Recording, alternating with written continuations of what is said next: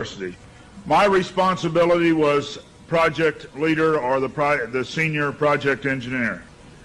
We began to work on the design of a microchip that, when it was completed, was 0.75 millimeters in diameter, 7 millimeters long.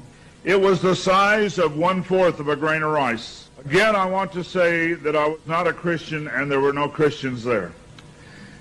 They said they wanted this to have a power source and be able to emit a signal. And they told us they wanted us to use lithium as a battery source. Lithium's used in watch batteries, it's used in heart pacemaker batteries, it's used in a lot of places. I designed into this microchip a little charging circuit that would charge that battery. This sounds like a lot of technical things coming together, but if you'll bear with me 1 minute, you'll see what God has laid out about this microchip. When we discovered that we needed to be able to charge that battery, I needed a temperature change, a change in temperature, to cause current to flow through that little charging circuit that would charge the battery. So we began to investigate and find out where in the body does the temperature change the most rapidly. We spent over $1 million in taxpayer money, and when the results came back, there was a lot of information. We divided it up amongst 3 teams and then came back together with that information. It was determined that there were 2 places in the body that were ideal for the microchip. One was just below the hairline on the forehead. Every mother checks their child's temperature right here. So we could have paid the mothers $1 million and saved I never saw a mother check their child's temperature on their ankle. Always right here. The other place was the hand, the right hand preferred, because most people are right-handed. This didn't bother me, and it didn't bother anybody else on the team. The hand seemed a good place. Nobody wanted it here. And so the design work, everything was completed. The microchip was done.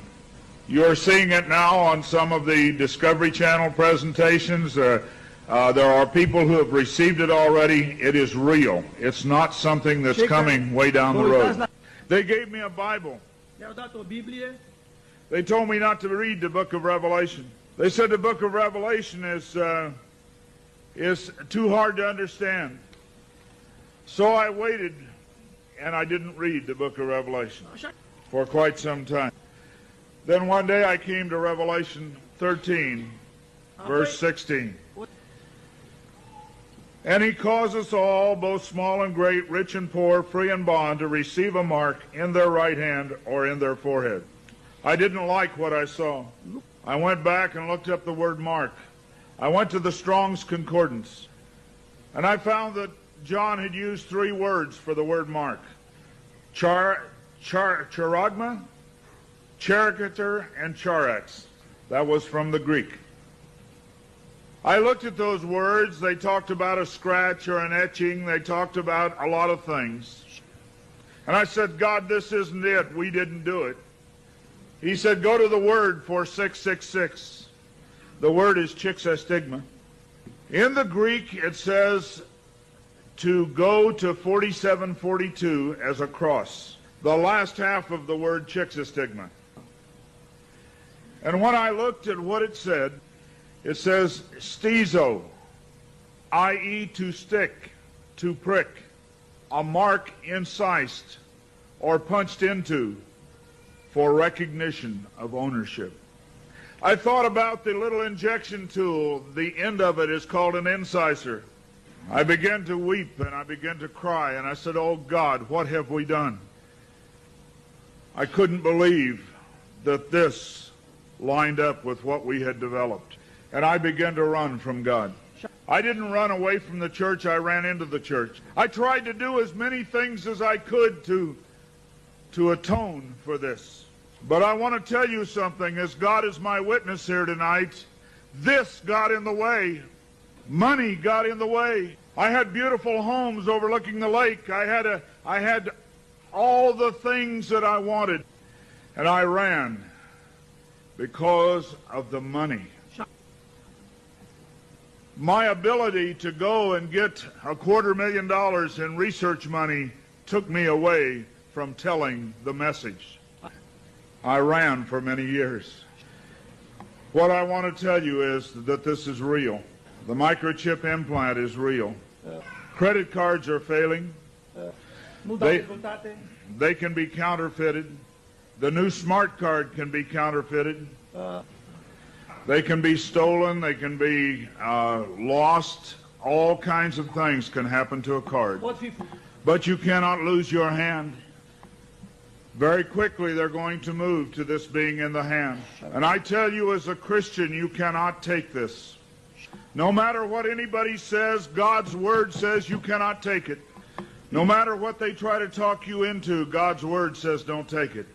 In Revelation 14, verse 9, and the third angel followed them, saying with a loud voice, if any man worship the beast in his image, and receive his mark in his forehead or in his hand, the same shall drink of the wine of the wrath of God, which is poured out without mixture into the cup of his indignation, and he shall be tormented with fire and brimstone in the presence of the holy angels and in the presence of the Lamb.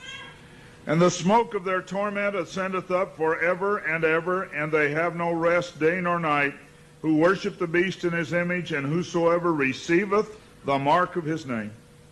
Here is the patience of the saints. Here are they that keep the commandments of God and the faith of Jesus.